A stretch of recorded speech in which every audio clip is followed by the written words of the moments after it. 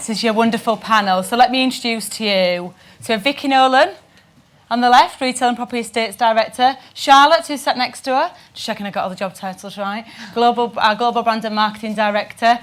I don't know if you know Nicola. Has anyone met Nicola? No. Never known her, never. It's Nicola, and then sat next to Nicola, I've got lovely Helen, who's our Head of Retail Finance.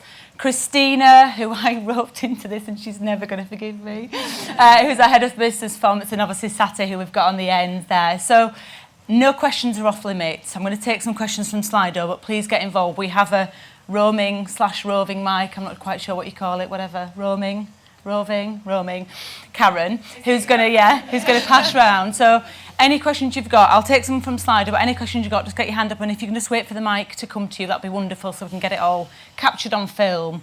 So I'm going to start with Vicky, because you've got hold of the mic. She loves me. Feel the love from this panel at the minute. So Vicky, how do you deal with being a female leader in a male-dominated environment? Do you have to adapt your style? So I guess for context for the room, working in property, no secret, fairly male-dominated. The diversity in my team is actually 78% male, so quite a challenge. I think the honest answer to that is I don't feel I need to adapt my style. I think as a leader, an authentic leader, you lead the way you feel is the right way to lead. I think I'm more conscious of the lack of diversity in my team, but it doesn't necessarily change my approach or how I lead the team.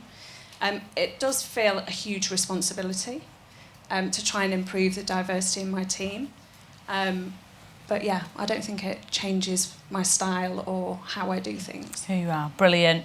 Next, of course you can, yeah, please. I think I've spent 25 years working in male-dominated industries, whether that's alcohol, tobacco, and now this lovely industry. And I think the most important thing for me is always, and I used to do a lot of graduate recruitment, is to see people and people as individuals. And as a leader, your job is to encourage and coach the best out of that person as an individual. And it really doesn't matter what gender they are, what ethnic orientation they are, what upbringing they've had, where they've come from, what university they went to. Your job is to bring out the best of that person as a leader. And I think that, as a leader, if you can do that with authenticity and be interested in people and find connection points and remember to ask them on a Friday what they're doing for the weekend and remember to ask them on the Monday how it went, I think that shows a personal agenda which is more powerful than anything else that you can do. Yeah, absolutely, completely agree. So a question from Stephen. Do you think we'll ever have a female trading director in the next 5 years? And what more can we do to encourage interest in this side of the business? Nicola? I'm wide open. You mic'd up, yeah. Do I think we'll ever have a female... Why not? Why wouldn't we? Why couldn't we? It's obviously possible. I mean, there are certain roles, even today, that tend to attract men, and there are certain roles that tend to attract women, and that's just the nature of the role, because at the end of the day, we should always recognise it's okay to be different. And if men and women all like the same things, life would be pretty dull, actually, frankly. You know, so because trading's all about sport and sporting knowledge, it's typically, you know, something that men are more attracted to, because the types of sport we tend to take the bulk of bets on are horse racing, football, you know, again, typically male interest sports. But we have got female traders in trading, have we not? Have we got any in the room? No?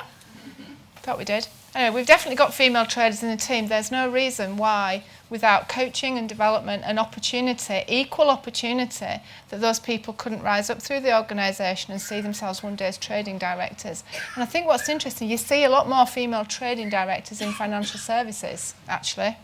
So it's not that big a leap for women to make. It's just getting their heads around the fact that, you know, it's about sport rather than, you know, markets. I mean, Sati, I don't know if you've, obviously from your background, you've seen a wealth of organisations that are different to us but still have those types of roles. No, I've definitely been in contexts where, you know, we have senior women traders, especially in Wall Street, for example. But I think that question says a lot about where we are. Yeah. And the fact that that question's raised, for me, feels like, you know, we collectively don't believe that today, and I think we need to change it. So, but I absolutely feel like it's absolutely possible, and it's happened elsewhere, and we just need to get the right people in the right places to make it happen. Absolutely. And now you've been given the mic by Nicola. Next question, Sati. So how are we going to encourage women into tech at William Hill? Obviously, it's hugely male-dominated right now. Yeah, I think so I've had a chance to do this in other places. I think step one is to make sure that the women we do have are successful, and to make sure that they have what they need to be successful. Because ultimately, to start with, we need to get it right. We need to have role models, and so we need to create an environment where women can succeed. I think once we have that in place, I think the rest follows. I think we need to look at our recruiting processes and just make sure that they adequately source the right people from the right places. I think we do have targets now put in place for this year, so that again creates the focus. We might not hit the targets, but at least puts attention to the right places. So I absolutely think that we will see a change, and hopefully you'll all help me with that change. Brill, I think we've got a question from the audience. Yes, Yeah? Yeah, it's just, is there any sort of succession planning to get a more evenly balanced board or senior management structure? Because clearly I appreciate that it's not the worst gender balance, but is there any sort of succession planning that says, I'm not talking about favouring women particularly, I'm talking about do we have a sort of plan that says, well, this person's as good as this person, so going forward maybe we should look to develop this person? Can I take that? Yeah, Yes, we absolutely do. I mean, I think the mere fact that we're sitting here today with a very differently balanced organisation to 10 years ago, I think demonstrates that. But we sit down as a group exec team and we discuss our talent and succession programme on a regular basis, at least quarterly. Karen Myers is a massive, massive advocate for that. She drives the process and she works with the talent team. And we actually put a lot of rigour around. I mean, there are multiple aspects to talent management, obviously, in succession. You know, it's not just about females, but it's about, you know, people's capability. It's about what do they want to do, what other experiences have they got, what locations are they prepared to work in. So there are multiple facets to it. But we sit down at least quarterly and we look at all of our key roles. We look at what we have in terms of ready now successors, and we don't just look down in silos. We look at people outside of, you know, a particular area of specialism and go, is there anyone else that's sitting as a member of the talent bank that could actually do that role with some extra skilling? So we look at the sort of ready now, we look at people that are ready in the next 1 to 2 years, and then the time scale tends to be sort of 3 to 5 years. So all of that's documented and captured, so we have a view. And clearly it doesn't always work. Sometimes, you know, we might have a gap in the ready now, but we've got people coming up through the process. So Ruth's a classic example of that. If Ruth had probably stayed another couple of years, we maybe would have had a ready now successor. But because of, you know, timing sometimes is everything, isn't it? And, you know, we've gone out to see who is out there. We've got someone who's coming in who's very seasoned, very experienced, and ticks a lot of the boxes that we need at this point in our process. But that doesn't necessarily mean that it's, you know, a bad thing that is male, not female.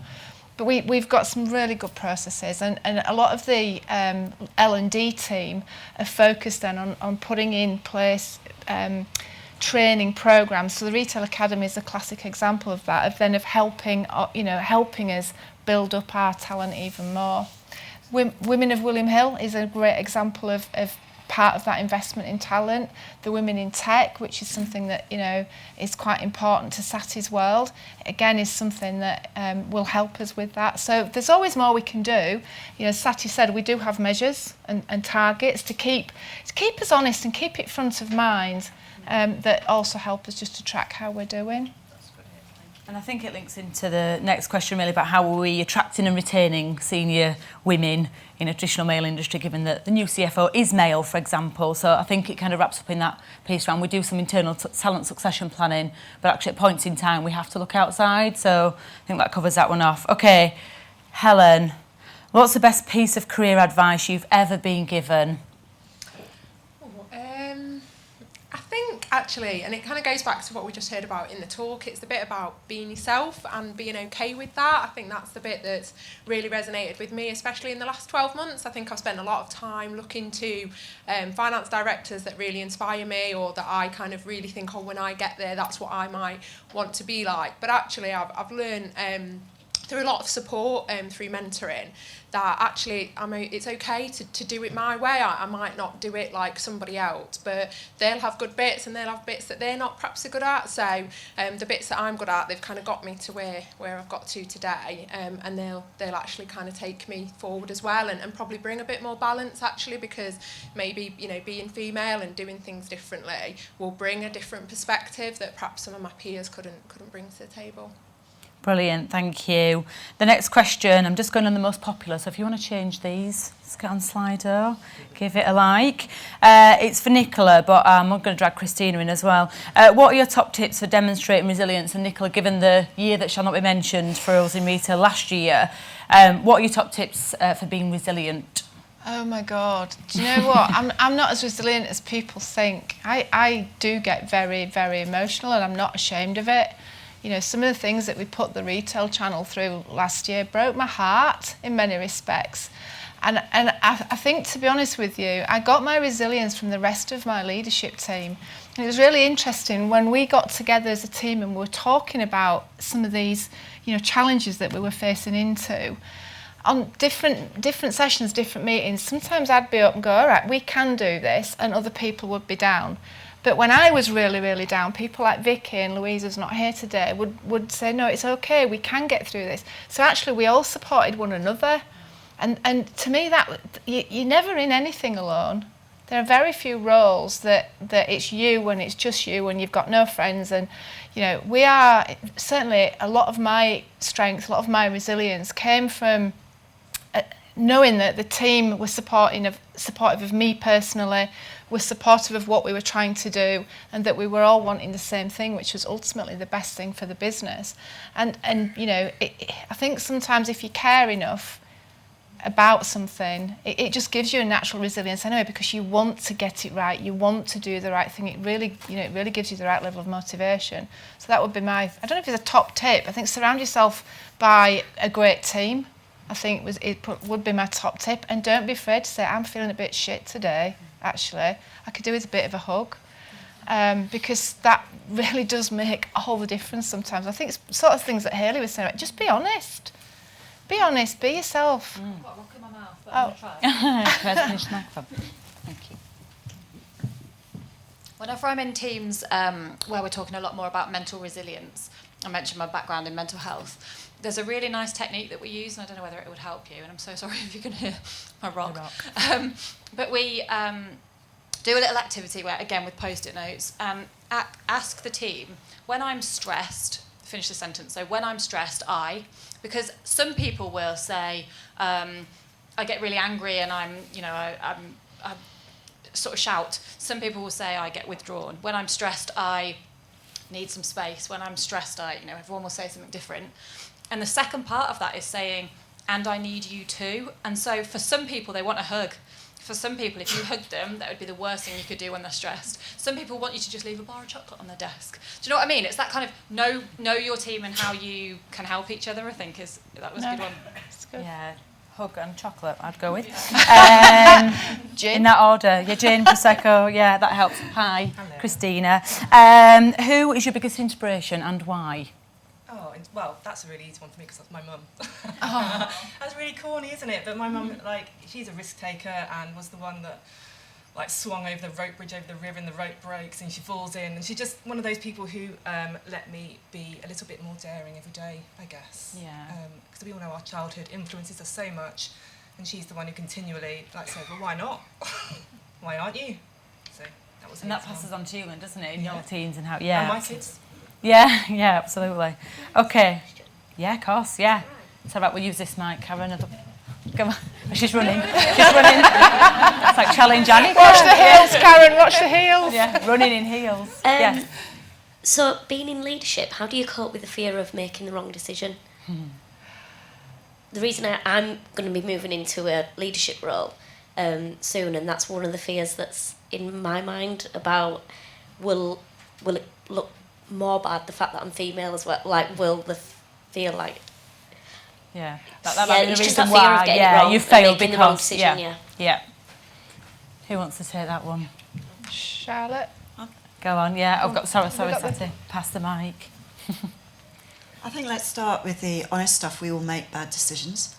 I think before you make decisions, particularly when you move it newly into a leadership role, ask people, ask for support, counsel people who maybe have been there before, so you're not ever making that decision on your own.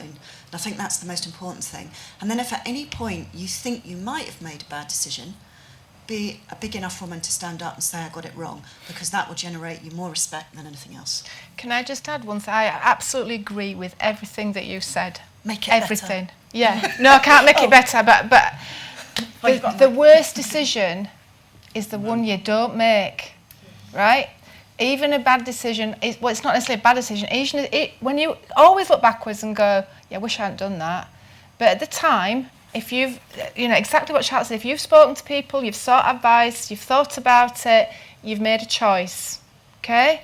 You live and die by that choice, you move forward. The worst thing you can do is be indecisive. That is the worst type of decision making. Yeah, just to build on exactly that, I think at the time you're making the decision, it's probably never going to be a bad decision, because you're using the data that you have, the facts that you have, and that's what you're basing your decision on. Now, that data might change over time, and where you might need to change your decision. But I think very rarely do we make bad decisions at the time. It's just the data that we have and the counsel that we've used to get to that decision. So don't ever feel like you're making a bad decision. I think it's probably not right. Charlotte's bob on. Absolutely right what she said. Yeah, it's a good point. And I often find, ask other people, what do you think? Yeah. And it helps form your decision, and you can blame them. No, the only person whose joking. Advice I don't ask is my husband. Yeah.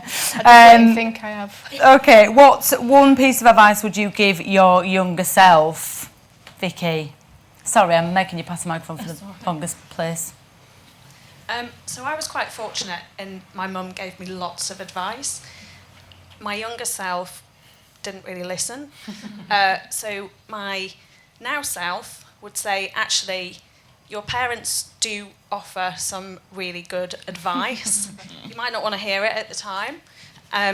But back to Sati's point, they're not offering that because they want you to fail. If anything, they're more likely to go the other way. So I should have listened to my mum more. But also, I think it's having that sense of purpose to just go for it, and that confidence to just go for it. And I am a firm believer in the strategy of fake it until you make it. Yeah, what's the worst that can happen, indeed. Yeah. Anyone else want to pick on that question? Best one piece of advice you give to your younger self? Helen? I think mine would be to be brave, actually. I think you can spend so long worrying about, is it the right decision, should I do it, should I not? And coming back, I guess perhaps touching on the bits we heard about earlier in terms of sometimes you've got to expose yourself a bit. So actually, life, isn't always easy. Sometimes do something brave and you get quite a big sense of accomplishment after, and kind of look back on it and go, okay, I might not have done it exactly like that, but it was still better than not doing it. So, yeah. Brill, okay. Hayley's pointing out there's a brilliant book on the back of her postcard that you've got. Brené Brown, I think it was. 3. Yeah, number 3. If anyone wants any more support on that. Any questions from the audience before I read on through Slido? Wave your hands to Karen, she'll run to you. Okay, so Nicola, Charlotte, and for those others who have children, I often ask myself this at 4 o'clock when they wake up. How do you manage to keep your career going when having children? Do you find you're supported by flexible working? Do you have any tips? Christina, give her the mic.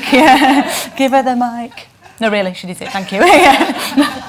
I'm not sure I'm qualified to give tips, to be honest. I mean, I think any woman who tells you that she's got it all sorted is bullshitting you, to be honest. I ask for help. I don't take help a lot. I probably diffuse I know you probably all have the same conversations at home about cooking, cleaning, ironing, whatever. Who does what, yeah. Yeah, and that really piles on the stress, and I think there's some basic things like getting a cleaner and getting an ironer really helps that. Reaching out, getting help when it's coming to you. Flexible working here is great, and that really helps as well. And I think I kind of prioritise my life into 3 kind of buckets now of guilt. I know we all carry around loads of guilt, don't we? But I have my work guilt, my mum guilt, my wife guilt. They're probably my 3 things that I feel guilty about at any point in time. You can probably add in food and exercise and all that kind of stuff as well. But I think I realise now and I accept that at any point in time they're never going to be empty. And it's just managing the 3 buckets of guilt at any point in time, and accepting that if I want to feel better about something, then I will focus in on that and say, right, I'm going to get home for pancake day and I'm going to flip some goddamn pancakes if it kills me. Yes. Yeah, indeed. I don't know. Yeah, it did. Anyone else want to add to that? Charlotte? It's not easy. Surround yourself with a really good support network, whether that's friends, partner, people that you can talk to. I think that's really important. People you can call on for help, and don't be ashamed to ask for help. And I think also the understanding that you will permanently feel like you failed. And putting the rocks in place for what is really important to you allows you to prioritise and mean that you can be successful at work and successful in the home. And Hayley was very authentic with some of the stories that she told us. My youngest daughter had her first ever nativity play. She's now 9, but you can imagine she was sort of 4. She had a speaking part, really big thing. I arranged to work from home for the day so that I could go and see her in her first ever nativity day. And I turned up at the school and sat down in all the little kids' benches and looked round, and all the kids traipsed onto the stage, and I looked at them and thought, I don't recognise any of those kids, and my daughter's not there. And so I sat through the whole nativity play. And when my daughter came home that night, I said, Nellie, did I get, what happened? You weren't there? And she said, no, Mummy, my nativity play was yesterday. And I want you to know that I cried all night. Oh. And I looked at me and said, why didn't you say anything? And she said, Mummy, I know you would have come if you could. Oh. And I decided there and then that I was going to take more care of my milestones and rocks and be a little more accurate with my diary. Yeah. but it's okay to fail. Just pick Yeah. yourself back up. Yeah, and it's amazing how resilient and intuitive children are as well, and they can say things at the time when you kind of go, oh, that hurt, and they're like, oh, it's fine. Like, for you as a parent, it's like a knife to the heart. Don't forget, there's 2 people usually, not always, but usually there's 2 people that have got kids, a mum and a dad. Just saying. My husband used to talk about babysitting. I used to talk about co-parenting. Agreed. Teamwork it is, absolutely. Charlotte, while you've got the mic, our brand has been traditionally quite masculine, quite male. Obviously, our customer base is predominantly male. Are there plans to address this, and is attracting more female customers a priority? I think it's the very nature of the industry that we work in. There's quite a male bias with the sportsbook and everything, but certainly our gaming business has a higher proportion of women. So I think that's where we start today.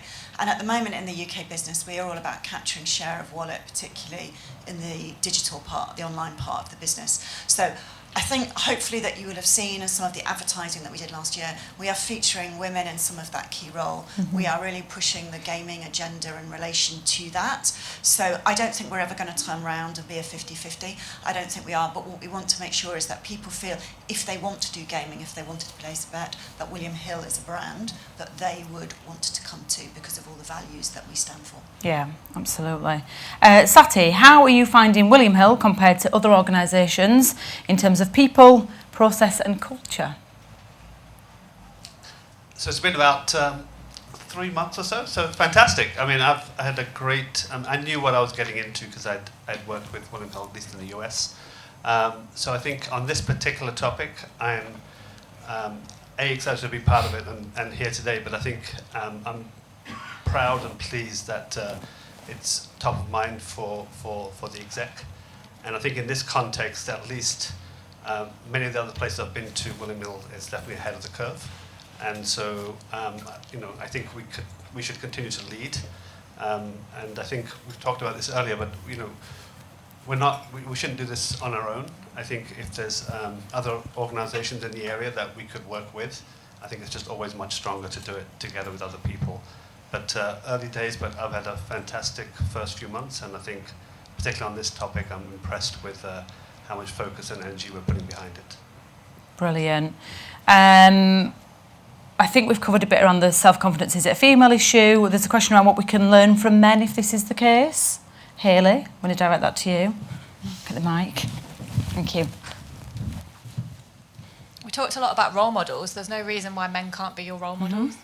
I think I'm just going to say that. Yeah, good, thanks, Min. Walk all that way, thank you. Can I just come in on that? Yeah. Actually, that's an important point, because as I've come up through my career, 9 times out of 10, it's actually been a male that's helped me, either give me some feedback, not always welcome, but nevertheless giving me some feedback, or help me along my way, giving me an opportunity, giving me a promotion. I can remember there's probably 3 occasions across my entire career where someone has said to me, I think you should go for this, I think you can do it, and I didn't think I could. So, I do think it's important. This isn't about, men versus women. It's about us as leaders and as a team and how we collaborate, and Sati supporting me and me supporting Sati, that's normal, and that's the sort of organisation I think William Hill is aspiring to be and wants to be. So I think I really support these sort of events. I think they're important. They're great reminders about where we've come from, but the progress that we still need to make. But I do, echo what Sati said earlier. We're actually a very progressive organisation in the thinking around this. I think there's lots of support in place, and it's not just support for women; it's support for all colleagues. We've got a brilliant L&D team. There are lots of training and development opportunities for everybody. And whether you're male or female, if you think you lack confidence and you want some help, there's something on Go to HR around training on Accelerator or whatever that you can actually either do from a self-learning point of view or get yourself logged on one of the courses. And I'd really encourage that. I totally agree. The 2 people, if I was to be asked the question who were the greatest influences in my life, would be my dad, who is the ultimate feminist. My dad is the person that said you can go out there and be anything and do anything you want to be. Thanks, Dad. And my old boss, a guy called Rob Donath, who's now retired, but he was absolutely amazing. And he is the person that means I start my sentence when I start my talk with empathy, compassion and kindness are essential leadership traits. So my whole career until I went self-employed was in the 3rd sector, in the charity sector.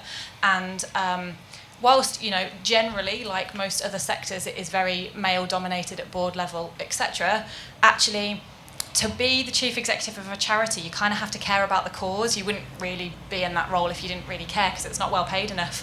And so I was surrounded by a lot of male people who really cared and led from a caring perspective as well. So, there you go. Cool, thank you. And on that, how do we intend to mark International Men's Day in November? How do you want to?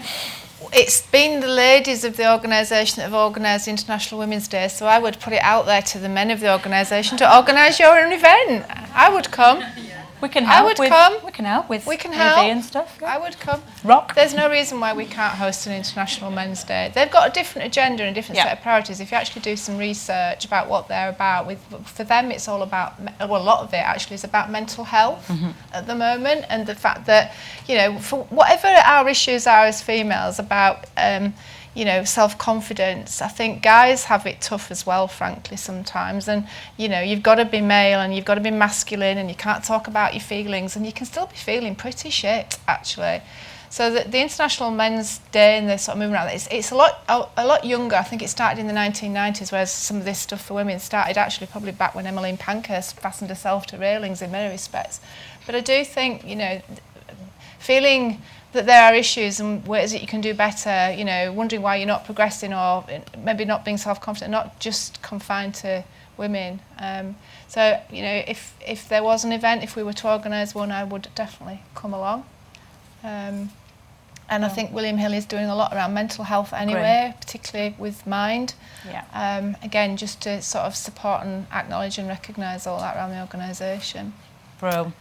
question for the panel then. Is there a time your confidence has ever taken a big knock? You've not got long.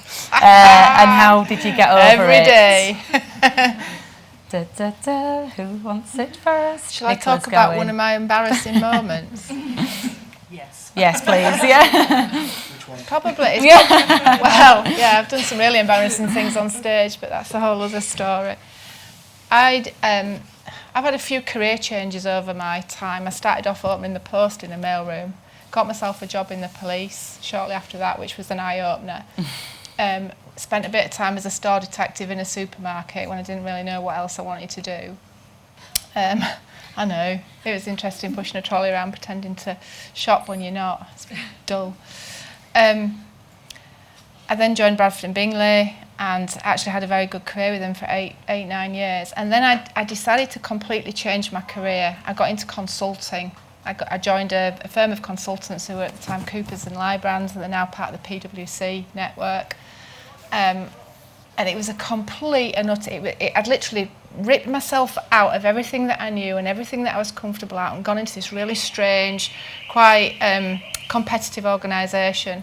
Because at the time, I felt my career was really deeply embedded in financial services, but I just didn't have that breadth of management experience. I decided I did it to myself. I went out and I got a job that would really stretch me. And I remember sitting in a room one day, I just had an interview with a CIO of an insurance company. And he gave me all this information that I'd been told to go and ask for, and I had no idea what to do with that information. And I sat in his office because he'd left at that point, and I literally cried. I was in tears, like, what have I done? Why did I leave Bradford and Bingley? What am I doing sitting here? I can't do the job. I was absolutely devastated. And was it embarrassing? Yeah, it kind of was. It certainly felt embarrassing at the time because, you know, I was trying to create this perception that I was this consultant. I'm a consultant, right? I'm here to advise and guide, and I had no idea what to do, and I was absolutely mortified. And in the end, I rang up the guy who had encouraged me into consulting, a guy called Richard Baston, and said, Richard, I can't do this. I really can't do this. I've got no idea what to do. I just want to go home. He said, stay there. I'll be with you in half an hour. And he came and he sat with me and he went through it and he reassured me and he showed me what to do and he just coached and encouraged me. And for a few weeks after that, he kept in touch a bit more, and here I am today. Didn't die. You are going to hit periods in your career that, whether it's embarrassing or cringeworthy or just really difficult, you will encounter those things. But it goes back to just be honest with yourselves, be authentic, and if you need to ask for help, ask for it, because 99% of people are decent people who want to see you do well yourself and will help. Great. Anyone else like to add to that? So for me, actually, coming to William Hill helped me restore a bit of confidence. So I'd taken a bit of a career break before joining here. So I was doing the classic, oh God, what if I've forgotten everything that I've ever learned? What if nobody's interested in what I've got to say? Oh, the chat, I don't know what I'm going to talk about because I haven't really got anything to talk about. I've just been going to the gym and spas and living quite a nice life for a few months. What did you do? Yeah. What if everyone just thinks that's really boring? Whereas actually getting back into something that I was passionate about, so I enjoy sport, immediately was a good thing for me to get back involved in because I felt like I was easing myself back in gently by tying it to something that I was actually interested in. But also, I think something Hayley said earlier around making sure that you surround yourself with people who positively reassure and reaffirm your position, situation, home, and at work was hugely important. So I think your support network, having that something to just get going, and it is a bit like riding a bike. So actually, you don't lose all of that good stuff just for having a bit of a break. It's still there. You just need to flex that muscle again to get it back. Yeah. Brill. Okay, so final few questions. So if there's any you particularly want to ask, please put your hand up or get them on Slido. There's a couple around how you manage work, life, home, all the stuff. Christina touched a little bit on this before. Any other top tips for the audience about managing life? Deep, meaningful question there. Helen, yeah.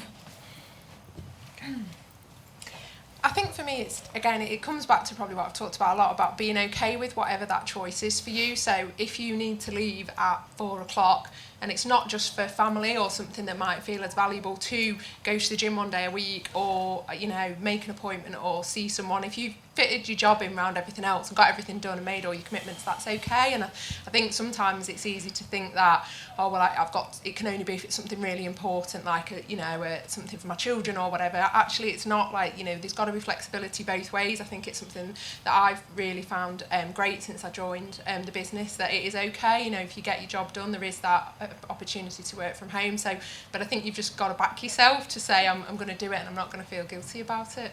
Yeah, agree. Anyone else want to add? I was going to say that I'm one of the 3 buckets of guilt. Still in there. Yeah. I think it's really important to have actually something for yourself outside of those 3 buckets that you just do for yourself. I'm lucky enough to be part-time, and I think that's fantastic. And on a Friday, I commit to other causes, I volunteer, I work for charity, all that kind of good stuff. And that just really grounds me and makes me think about what's important to myself, and then can provide hopefully a bit of balance to the stresses that the other 3 buckets give you. Yeah. Did you have to stop yourself? Because I did when I went part-time, saying I just work part-time. Just part-time. So sorry, Sally. Yeah, just do 5 days in before, it's fine. Okay, right, a couple more questions before lunch. I see Smell has arrived. Charlotte, you've always been in brands, or have you moved around in your marketing career, different areas to where you are now? Specific career one for you? I've moved around. So I've always been in marketing. I absolutely love it. It's my passion, and understanding how consumers and customers and how we can connect, strengthen brands to that. But I have done proper brand marketing. I spent 18 months leading a research function when I knew nothing about research, which is, again, teaches you leadership is not about necessarily your skill set, but about leadership. I set up the digital marketing function at Bacardi when we didn't have a digital marketing function. I knew nothing about digital marketing. I brought in some really smart people. And I've worked in consumer insight and planning and new product development. So I've moved around all the different areas, but my absolute love is brand and how we connect that to our customers. Brilliant. Okay. Final couple of questions. So, what should you do if you don't feel supported in your team? Who wants to take that? Yes, Vicky. Tell someone. Ask for help. I think within William Hill, certainly compared to other organisations that I've worked in, I've never met a more committed, friendly, open-minded bunch. And particularly, you know, looking around the room, I think there will always be somebody who will be happy to listen and help. I'd also be brave and call it out. It's one of our values. Yeah. So, yeah. Yeah. Speak to someone. Speak to someone. Yeah. Don't keep it to yourself. Yeah, absolutely. And then last one before we wrap up. So having joined the Women in Tech Women of William Hill Slack channels, not much is happening on there and doesn't relate to me. Is International Women's Day all we do? Would you like to talk about this Women in Tech activity? Yep.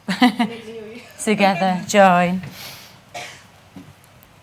Well, funnily enough, I don't know if Hayley's feeling sick today, I think, Hayley, but she's working with us to draft our Women in Tech plans for this year. Yeah. And we're due to have a meeting this afternoon about how we're going to go down to the Women of Silicon Roundabout and give some good talks there about tech and social good. So I'm looking forward to that, and we're getting involved, and I would encourage you all to reach out and help us. Yeah. There's a full roadmap of stuff going on, which we're just formulating now, so it's all very much still to play for. So I would just encourage you to reach out and join us.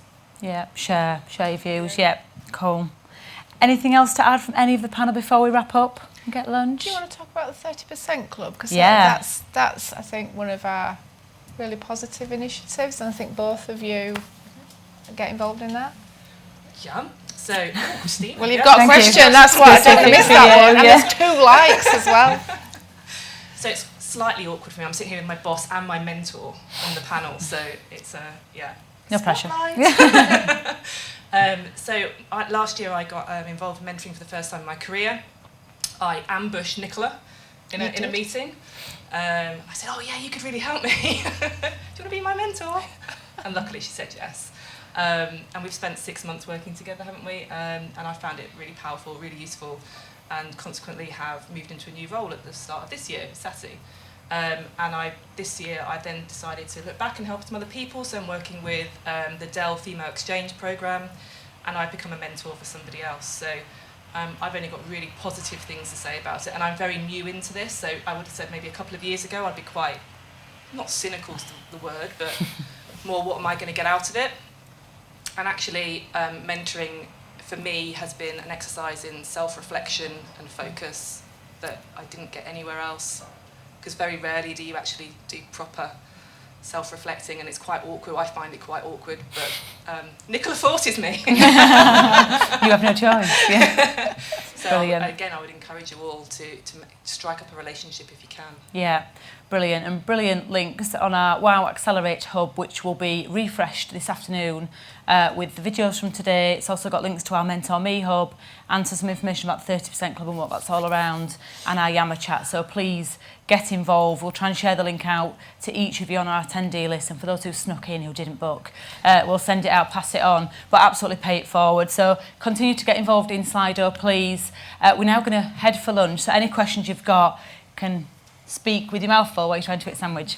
But massive thank you for attending today, and final big thank you for our panel, Q&A panel.